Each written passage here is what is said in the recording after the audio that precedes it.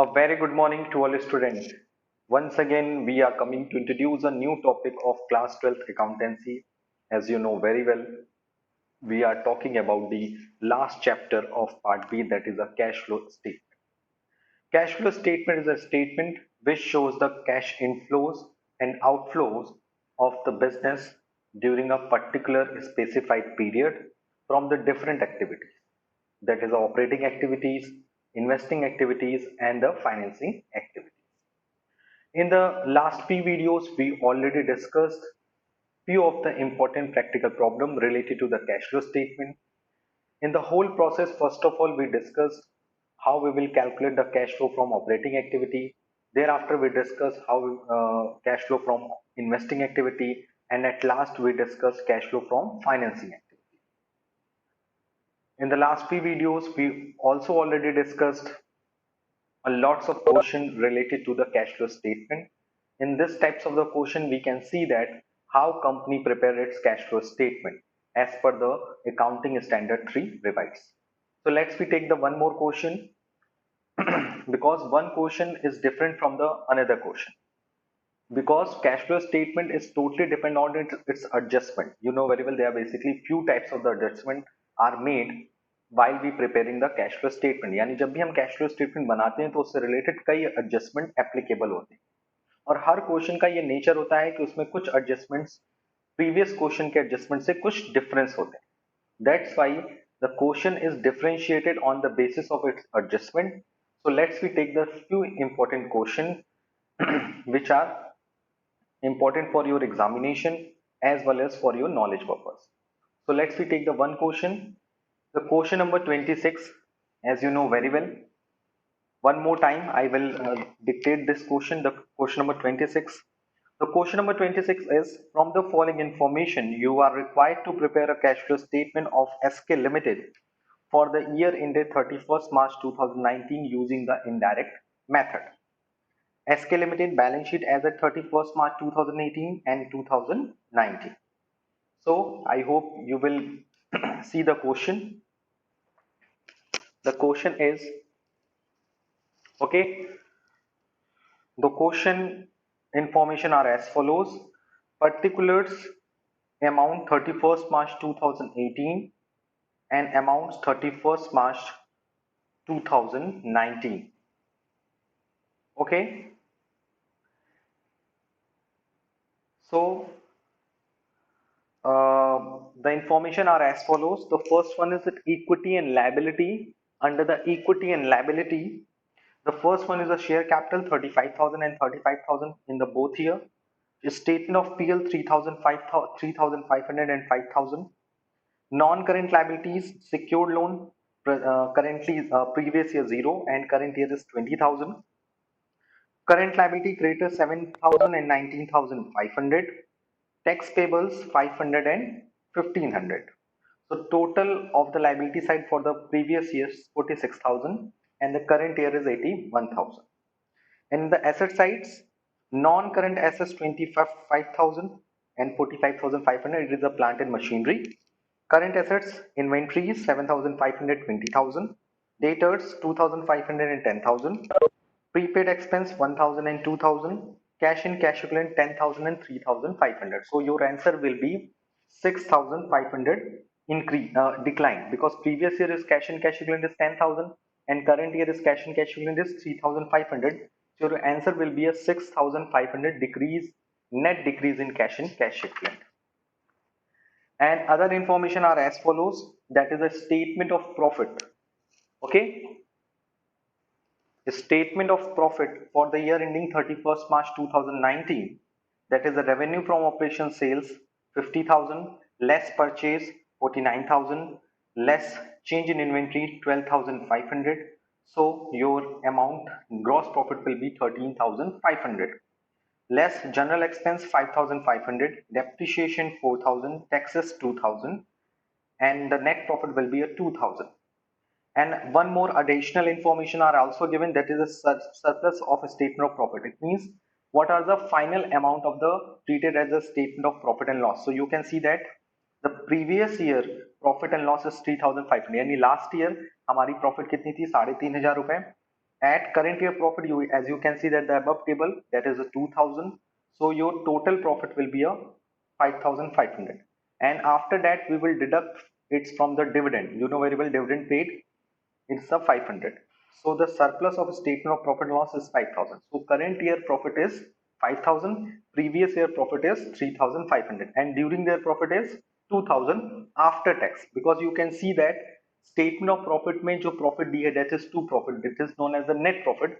इस पे depreciation भी charge है, tax भी charge है. हम कैश फ्लो स्टेटमेंट बनाते वक्त सबसे पहले क्या लेते हैं? Cash flow from operating activity में first of all we take the net profit before 10 except ordinary item. तो नेट प्रॉफिट आपकी 2000 है, उसको बिफोर टैक्स करना है, तो टैक्स कितना है? 2000. So your net profit before tax and extraordinary item will be 4000. It is a very easy way to calculate the net profit before tax and extraordinary item. And thereafter we added all the non-cash expense and non-operating expense. So let's we take the solution of this question. Let's we move to the solution. So how we will prepare the cash flow statement of SK Limited? So first of all we draw the format, as you know very well. First of all we write down the heading, that is a cash flow statement. Okay, what is the first activity of cash flow statement? That is it is an operating activity. It is a operating activity.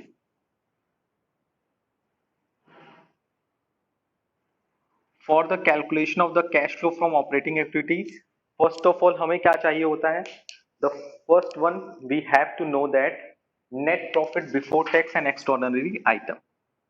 Net profit before tax and extraordinary items.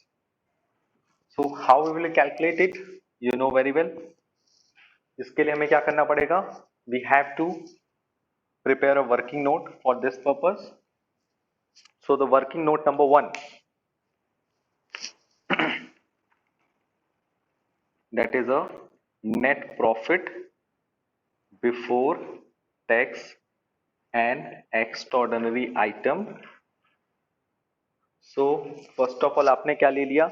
आपके पास दो वे था, मैंने कल के videos में भी इस बारे में बताया था आपको. तो हम इजी वे लेते हैं, नेट प्रॉफिट आफ्टर टैक्स ले लेते हैं. So the net profit after tax according to the question will be 2000, और उस पे हम लोग ऐड कर देते हैं, you know very well, that is a tax made during the year. Tax कितना मेड किया है from the PL account? That is a 2000. So your net profit before tax and extraordinary item is will be 4000. And you know very well, मैंने आपको कल ये भी बताया था कि इस सिचुएशन में you have to prepare the provision for taxation account. तो उसको भी हम लोग मेंटेन कर देते हैं. Provision for taxation account will be prepared as follows. First of all, we take this is the tax payable account. So opening balance of provision for tax and the closing balance of the provision for tax.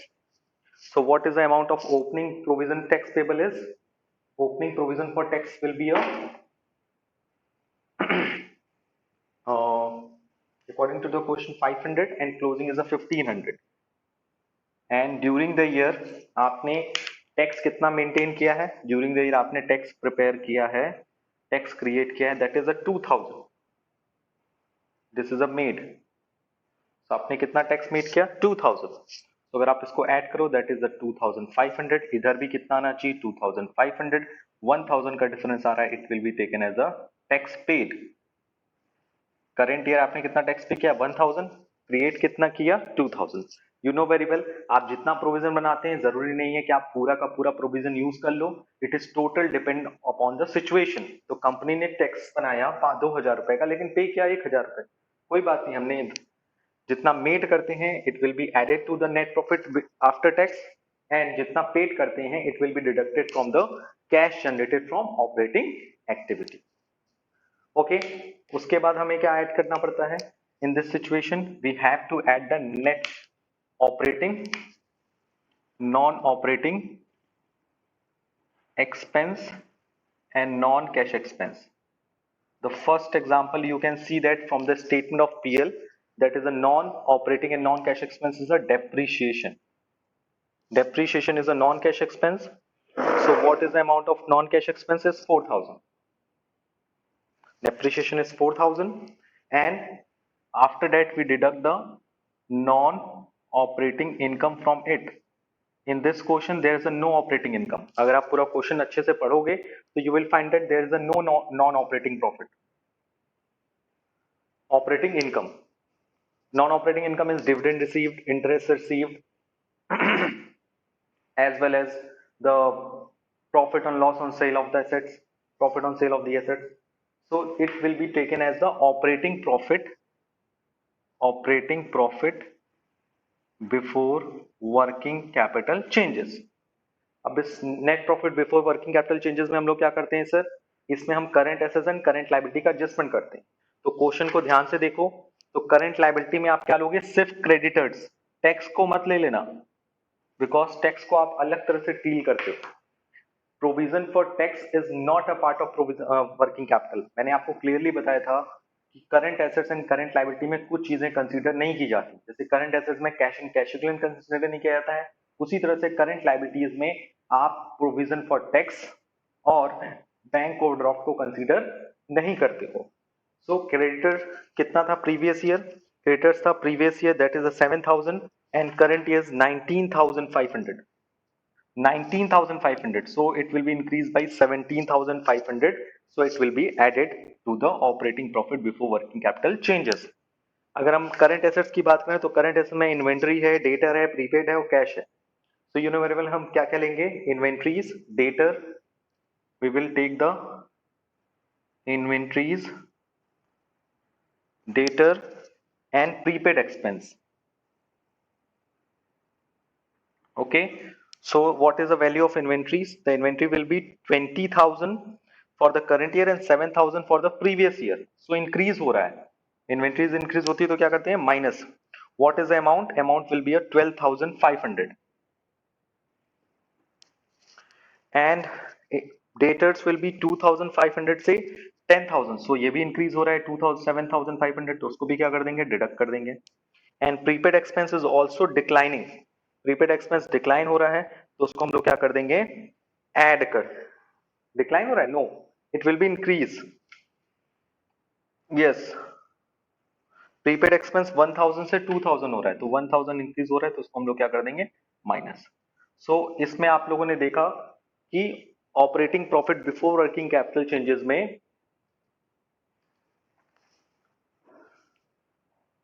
8000 is operating profit before working capital changes, उसमें आपने creditors add किया, inventories, debtors and prepaid को according to the rule deduct कर दिया। So we find that cash generated from operating activity. Okay, so कितना आएगा answer, you can see that 12,500 and 7,500 is 20,000, 21,000 आपको deduct करना है, कितने तक डिडक्ट करना है, 20,000 will be deducted from the 21,000 deducted from the 7 7 24 25,500 में आपको 21,000 डिडक्ट करना है, so it will B comes that the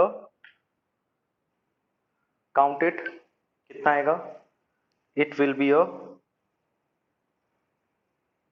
creditors का चेंजेस कितना आया है, क्रेडिटर्स का कितना चेंजेस आया है 7,000 से 20,000, सॉरी 7,000 से 20,000, 19,500 sorry, so 7 8 9 12,500, is that correct? So it will be wrong, it is a 12,500 not a 17,500. Okay, so now it will be 8,000, 12,000, 12,500 is cancel हो गए, 7,500 and 1,000, 8,500. So your answer will be a minus 8, minus 500. Okay, so the answer will be a minus 500.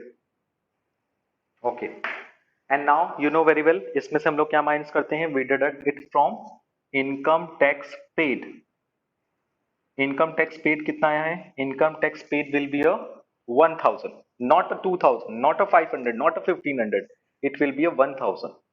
So 1500 already minus है, उसमें फिर minus करोगे 1000, so the answer will be minus 1500 and minus 1500 means cash used from operating activity. Operating activities, that is a A.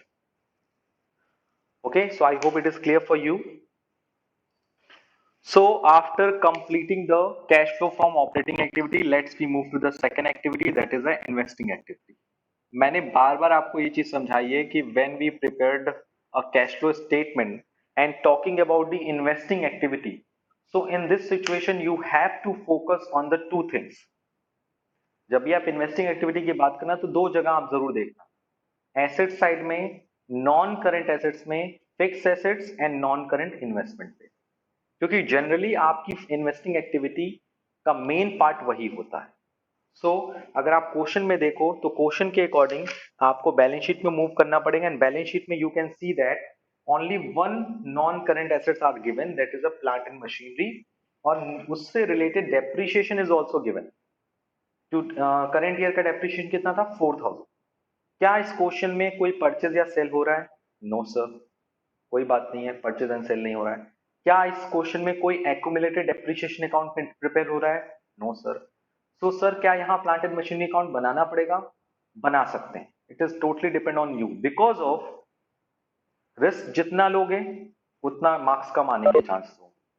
So I advise to all the student कि अगर question में किसी भी assets का डेप्रिसिएशन गिवन है तो आप एक बार प्लांट एंड मशीनरी अकाउंट भी बना लेना, क्योंकि उसमें कहीं ना कहीं परचेज या सेल आने की संभावना होती है. There is a possibility for the relating information for of the sale or purchase of the assets. So इसमें आपका वर्किंग नंबर 3 बनेगा. वर्किंग नंबर 3 में आप वर्किंग नोट नंबर 3 क्या बनेगा? That is which account? Account is a plant and machinery account. बना लो, कोई मेहनत थोड़ी ना लगेगा, या रफ में ही बना लेना एग्जाम में. So opening balance plant and machinery का कितना गिवन है? प्लांट एंड मशीनरी का ओपनिंग है that is 25,000 according to the balance sheet, and closing कितना बैलेंस है? Closing will be a 49,500. And you know very well इसमें depreciation जो है ड्यूरिंग द ईयर कितना चार्ज होगा, और डेप्रिसिएशन किस पे चार्ज होगा ये भी तो समझ में. Depreciation means what? Decrease in the value of the fix tangible assets. It is a definition of the depreciation. तो डेप्रिसिएशन किस पे चार्ज होगा? प्लांट एंड मशीनरी इकलौती एसेट्स है कंपनी के पास, कितने का डेप्रिसिएशन चार्ज हो रहा है? Sir depreciation will be 4000. सब आप अपना दिमाग लगाओ, इधर आ रहा है 25,000, इधर आ रहा है 49,500, इधर का टोटल कितना आ रहा है? 53,500. इधर भी टोटल कितना आ रहा है? 53,500. So the difference will be 5, 8, 2, 28,500 is the difference. I hope it is clear. 53, that is 49,500. एक बार करेक्ट, एक बार चेक कर लेता हूँ. It will be a 45,500. It's आज मुझसे मिस्टेक बहुत हो रही है. So it will be a 49,500. 49,500. That's why 25 अगर डिडक्ट होगा so it will be a 24,500. और you know very well अगर किसी भी फिक्स एसेट के डेबिट में बैलेंस आता है so it will be taken as a bank. It means it is known as a purchase. So हमने प्लांट एंड मशीनरी परचेस कितना किया है? 24,500. और कोई भी इंफॉर्मेशन इस क्वेश्चन में गिवन नहीं है regarding the intangible assets, regarding the dividend received, interest received. So जब कोई इन्वेस्टमेंट ही नहीं है तो ना इंटरेस्ट मिलेगा ना डिविडेंड मिलेगा. ओके. सो अगर इस क्वेश्चन में देखो तो सिर्फ आपको एक आउटफ्लो है आपका plant machinery, that is a purchase of plant and machinery. Purchase करते हो तो क्या होता है? Money will be go. So this is a 24,500, this one. So the your total of operating activities minus 24,000, it will be taken as the cash used from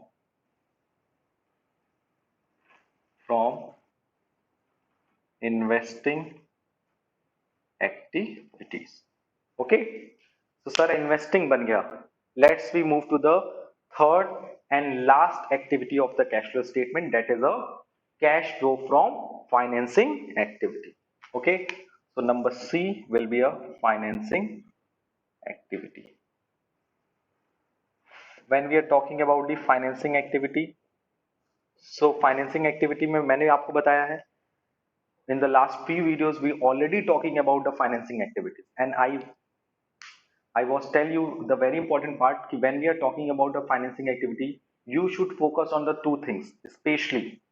The first one is a shareholder fund share capital, either is a equity share or preference share, and number second is a non-current liability. Non-current liability includes a long-term borrowing and long-term provision. So please note down in your mind कि जब कोई activity बनाते हैं तो हमारा focus कहाँ रहता है। तो फाइनेंसिंग एक्टिविटी बनाते समय हमें क्या देखना है, share capital and non current liability. ठीक है, तो चलो शेयर कैपिटल पहले देख लेते हैं, बैलेंस शीट के लाइबिलिटी साइड में प्लेस करता है। शेयर कैपिटल पहले कितना था सर, 35,000 एंड 35,000, यानी शेयर कैपिटल में कोई मूवमेंट नहीं है। आते हैं non current liability. Non current liability में only one thing, that is a secured loan. Secured loan previous year कितना था, 0, करंट ईयर कितना है 20,000। इट मींस आपने लोन ले लिया है। ठीक है, लोन टेकन,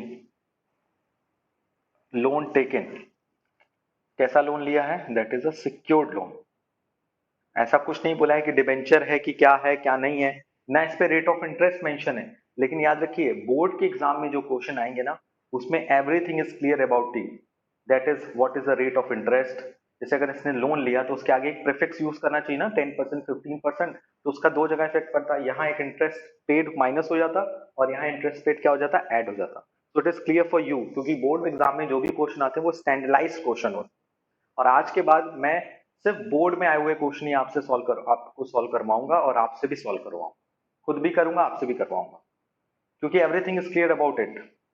ओके, सो आज लगभग हमारा कैश फ्लो स्टेटमेंट का ऑलमोस्ट सारा जो कहते हैं ना, सारे राज, सारे एडजस्टमेंट ओपन हो जाएंगे। ओके, यानी आज फर्स्ट वीडियो में as well as the second video में कैश फ्लो स्टेटमेंट के जितने एडजस्टमेंट आपको बताने थे सब मैं बता दूंगा। बचेगा क्या, दो डेट 9 सितंबर एंड 10 सितंबर।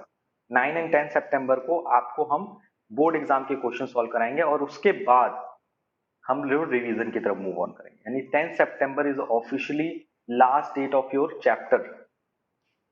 ऐसा नहीं कि उसके बाद मैं आपके डाउट नहीं बताऊंगा, बट ऑफिशियली डेडलाइन आपकी यही है कि 10 सितंबर को ऑफिशियली आपका अकाउंटेंसी का जो कोर्स है वो कंप्लीट हो जाएगा। उसके बाद हम लोग रिवीजन पे डिस्कस करेंगे, और रिवीजन कैसे होगा, it is totally depend on mutual understanding. Okay, so let's we move on to the questions. So आपने लोन कितना लिया, सिक्योर्ड लोन पहले था 0, आपने प्रेजेंट ईयर में कितने का लोन ले लिया, 20,000। तो लोन लिया तो पैसा आएगा, it is a cash inflow, and you can see that during the year आपने कोई डिविडेंड भी पेड किया है। So you can see that the surplus of statement of profit and loss, you can see that dividend paid कितना किया है, 500। So it is also the outflow from the financing activity. Dividend paid is 500 minus, so this is your inflow. यानी कि operating में और investing में तो outflow था, ज्यादा यूज था, बट यहां पर आपको क्या हुआ, cash flow from financing activity, that is a C. And after that you know very well कि उसके बाद हम लोग क्या करते हैं, A plus B plus C तीनों को ऐड करते हैं। अगर आंसर पॉजिटिव में आता है so it will be known as a net increase, minus में आता है तो it will be taken as a net decrease. तो आप you will count it 24,500 plus 1,500, 26,000। 26,000 is a negative, 19,500 is a positive, so it will be taken as net decrease in cash and cash equivalent, that is a plus B plus C। कितना आएगा, you can see that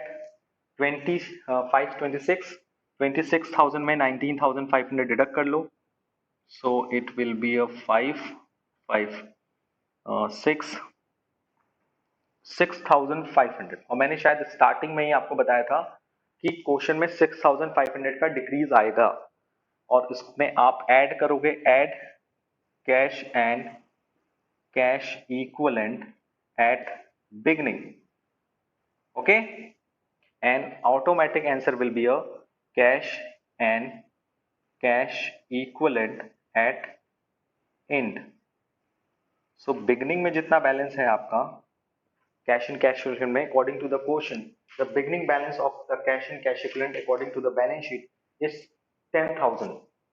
So 10,000 में 6,500 minus was, so it will be a 3,500 will be taken as the cash in cash equivalent at end. So I hope it is clear for you. This is the whole solution of question number 26, and you can see that today we solved this question within a 20 minutes. I can see that इस question को हम लोगों ने 20 minutes में solve किया with explanation. With explanation means हमने आपको बताया भी है, समझाया भी है, बीच में पॉज भी किया है. So we can solve this question in 20 minutes with explanation with working note. तो आपको तो किसी को एग्जाम में समझाना नहीं है, खुद समझना है, खुद वर्किंग नोट बनानी है, खुद सब कुछ करना है. और मुझे नहीं लगता कि प्रेजेंटेशन में भी कुछ खराबी है, अच्छा ही लग रहा है देखने में. और जब आप पेन से लिखोगे तो और आपकी फेवरेबल चीजें होंगी, कॉन्सेंट्रेशन रहता है एग्जामिनेशन में. So I hope it will take 10 to 12 minutes maximum while we solving the cash flow statement. और क्वेश्चन में difficulty level in the examination when we are talking about the board examination paper, तो there is a question is moderate level. Moderate level के question होते हैं, उसमें 2 से 4 adjustments होते हैं maximum. So I hope it is clear for you as well as for my side, and I hope this is a solution. You can see that first of all we calculate the cash flow from operating activity, thereafter we talking about the investing, thereafter we calculate the finance. उसके बाद हम लोगों ने तीनों को क्या किया, add up किया, और ऐड करने के बाद we find out there is a net increase or decrease in the cash and cash equivalent, and we find a net decrease in cash and cash equivalent, that is 6,500. और उसमें फिर add किया cash and cash equivalent at beginning, that is a 10,000, and at the end we find cash and cash equivalent at end. Okay, please listen carefully. What is proposed dividend and what are the adjustment of the proposed dividend? Basically proposed dividend क्या होता है? Proposed dividend are categorized according to the AS4, because you know very well हम cash flow बनाते हैं according to the AS3 revised. उसके बाद आता है हमारा AS4. AS4 ये बताता है contingencies and events occurring after the balance sheet date. क्या नेम है proposed dividend का? proposed dividend के AS का नाम है AS4, contingencies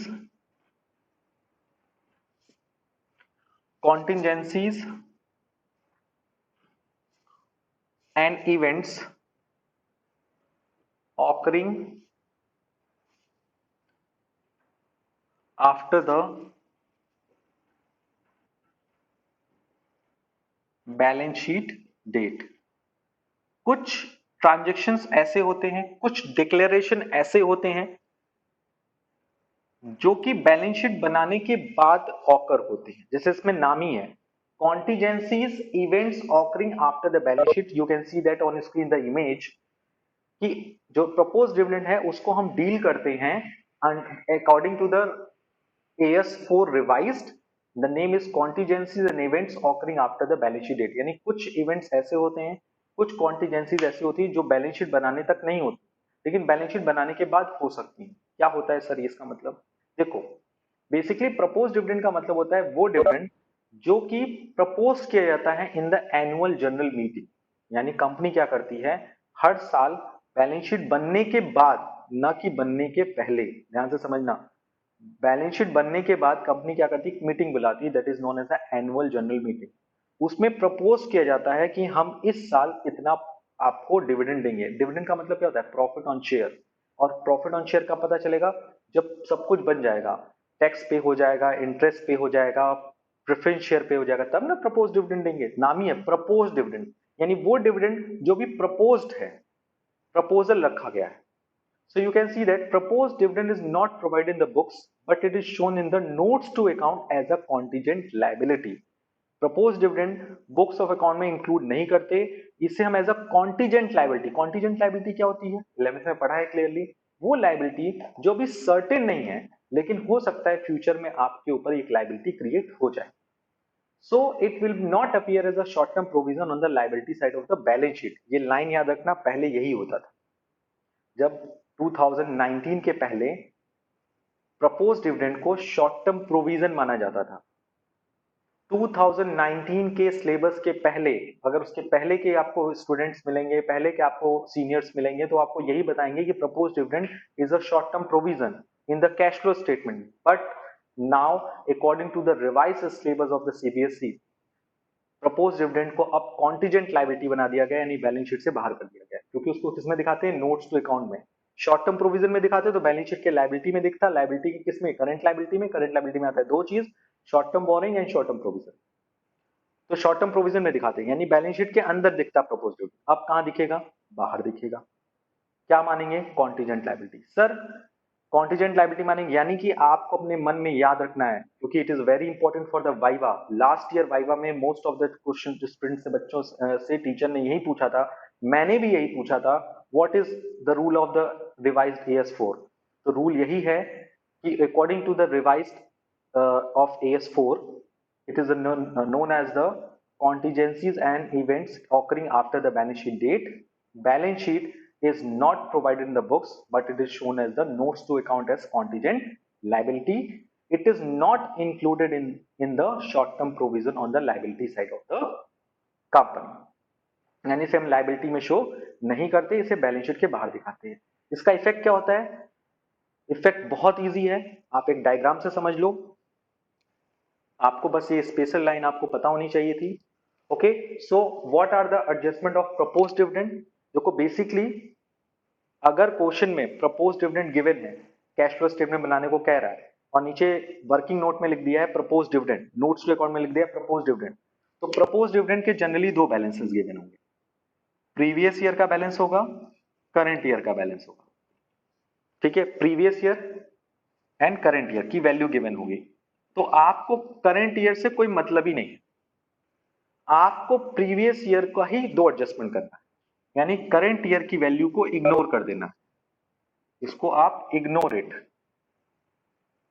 आपको प्रीवियस ईयर की वैल्यू में ही क्या करना है? इसको जाकर ऐड कर देना है, इस वैल्यू को add to net profit after tax and extraordinary item में। यानी अगर कोई प्रॉफिट अगर हम बैलेंस शीट से लिए हैं, तो वो कैसी प्रॉफिट होती है? Net profit after tax and extraordinary item. अगर पीएल से ले रहे हैं तो उसमें डिविडेंड का एडजस्टमेंट तो होता नहीं है, यू नो वेरी वेल। ठीक है, तो उसमें ऐड कर देना है, और लेस कहां से कर देना है? You will deduct it from the cash flow from financing activities.